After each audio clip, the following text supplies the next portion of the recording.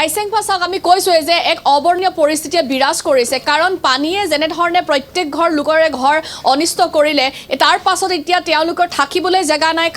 খাবলৈ খাদ্য নাই সম্পূৰ্ণৰূপে ঘৰৰ উল্লেখ কৰিছে এই পাইপডালতে পুতিছিল আৰু সমান্তৰালকৈ আজিৰ দিনটোতো সেই একে ঘটনাই সংঘটিত হ'ল বিভাগীয় মন্ত্ৰী আহিলে ঘটনাস্থলী পৰিদৰ্শন কৰিলে বিভাগীয় মন্ত্ৰী আহিলে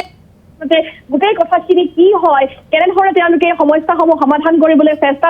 কৰে সেই কথাখিনি কিন্তু নুবুজা হাতৰ হৈ পৰে ইতিমধ্যে মন্ত্ৰী জয়ন্ত মল্ল বৰুৱাই এটা কথা কৈছে যে 2014-15 চনত বা 15-16 চনত যেতিয়া এই পাইপৰ কাম গেমনে কৰিছিল তেতিয়া আচলতে বিসংগতি ৰৈ গৈছিল নেকি এনেধৰণৰ কথা উল্লেখ কৰিছে আৰু বিসংগতিৰ ফলতে এনেধৰণৰ তেওঁলোকে যেহেতু হাইড্ৰজেন আচলতে টেষ্টিঙো কৰিছিল কিন্তু তাৰ পাছতো কিয় এনে বিসংগতি ৰৈ গ'ল তাৰ বাবে তদন্তৰ ঘোষণা কৰিছে কিন্তু তদন্ত দিলে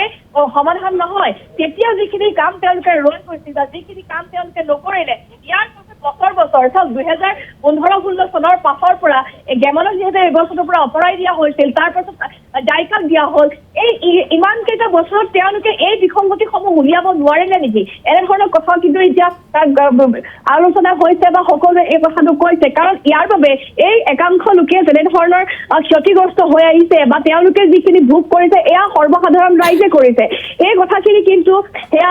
যিসকল সংশ্লিষ্ট বিষয়াই হওক সমান্তৰাল বিভাগৰ লোক হওক তেওঁলোকে কিন্তু এই কথাখিনি অনুধাৱন কৰিব পৰা নাই আইচেংপা মই সামগ্ৰিক পৰিৱেশটো দেখুৱাইছো চাওক ইয়াত মুঠতে 21টা প্ৰায় 21টা পৰিয়ালে ইয়াৰ পৰা আচলতে তেওঁলোকৰ বিভিন্ন ধৰণে অনিষ্ট হৈছে তেওঁলোকৰ ঘৰসমূহ প্ৰায় ধ্বংস হৈ গৈছে পানীৰ পোৱাৰ আচলতে এক ভয়ংকৰ ধৰণৰ পৰিস্থিতিৰ উদ্ভৱ হৈছিলে ইয়াৰ পাছত তেওঁলোকৰ অৱস্থাটো কি হৈছে চাওক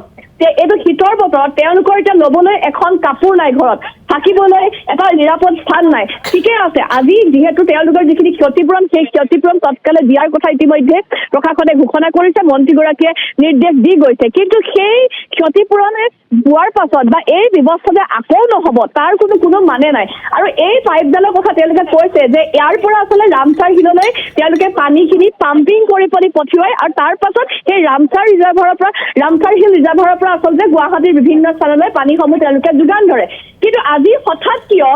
এই কাম কৰি থাকোঁতে পাৱাৰ ছাপ্লাই বন্ধ হ'ল সেই কথাখিনি কিন্তু বিভাগীয় তদন্তৰ পিছতহে পোহৰলৈ আহিব কিয় পাৱাৰ কাট কৰিব লগা হ'ল প্ৰস্তুতি কৰি আপোনাক এই মুহূৰ্তত ধন্যবাদ জ্ঞাপন কৰিছোঁ আপুনি সেই স্থানৰ পৰা পৰিৱেশ দেখুৱাৰ বাবে